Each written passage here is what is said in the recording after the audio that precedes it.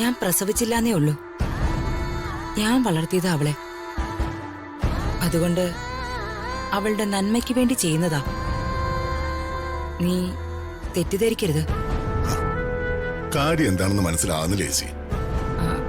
മറ്റൊന്നുമല്ല, ഋതികയുടെ ബാങ്ക് അക്കൗണ്ടേ ഞാനൊന്ന് ഫ്രീസ് ചെയ്യിപ്പിച്ചു.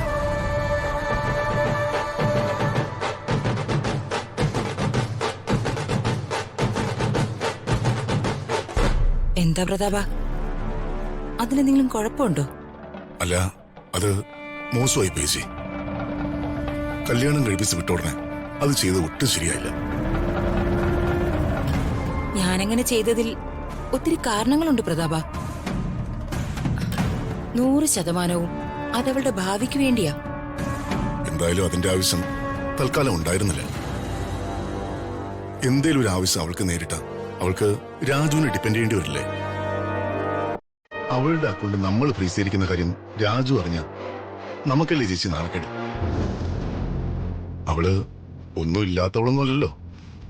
ഈ കാണുന്ന സ്വത്തും സൂര്യമംഗലത്തെ സ്വത്തൊക്കെ അവൾക്കുള്ളതല്ലേ? കോടീശ്വരിയാവും. ഇപ്പോ സ്വന്തം മൊബൈൽ ഫോണിൽ റീചാർജ് ചെയ്യണമെങ്കിൽ അവൾ എന്ത് ചെയ്യും? നമുക്ക് നാണക്കേട് ചേച്ചി. അതിലുപരി അവള് വിഷമിക്കുകയും ചെയ്യും. അത് ശരി, അവള് വിഷമിക്കുന്നതൊക്കെ ഇപ്പൊ നിനക്ക് പ്രശ്നമാണല്ലേ? ഞാൻ ശരിയാക്കി തരാം. ഋതുമോളുടെ സ്വഭാവമേ ശരിക്കും നിനക്ക് അറിയാൻ പാടില്ലാഞ്ഞിട്ടാ. വലിയ ധാരാളിയാ അവള്. രാജുവിന്റെ വീട്ടിലെ പ്രാരാബ്ദങ്ങൾ കണ്ട് അവള് വാരിക്കോരി പണം ചെലവാക്കും. ചെലവാക്കട്ടെ ചേച്ചി, അവള് സമ്പത്തുള്ളവളല്ലേ. കടം മേടിച്ചല്ലോ ചെലവാക്കുന്നേ. നിനക്ക് കാര്യം മനസ്സിലാവുന്നില്ല. പണം വാരിക്കോരി ചെലവാക്കിയല്ല മറ്റുള്ളവരുടെ മനസ്സിൽ ഇടം പിടിക്കേണ്ടത്. അത് നല്ല പെരുമാറ്റം കൊണ്ടും സ്വഭാവ മഹിമ കൊണ്ടുവാ. ഋതിക അങ്ങനെ മറ്റുള്ളവരുടെ മനസ്സില് ഒരു മഹാലക്ഷ്മിയെ പോലെ ആവണ്ടേ? അതിനിപ്പോ അവിടെ എന്താ ചേച്ചി പ്രശ്നം?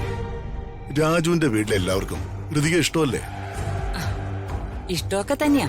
പക്ഷേ ഋതികയുടെ കയ്യില് പണം ഇല്ലാതിരിക്കുന്നതാ തൽക്കാലം നല്ലത്. അവളൊരു കുടുംബജീവിതം തുടങ്ങിയിട്ടല്ലേ ഉള്ളൂ. ആരംഭത്തിലെ തന്നെ പരുക്ക് പറ്റരുത്. എന്റെയും മകളല്ലേ അവള്. ചേച്ചി ഒരു കാര്യം ചെയ്യുമ്പോ അതിലൊരു നന്മ ഉണ്ടായിരിക്കുമല്ലോ.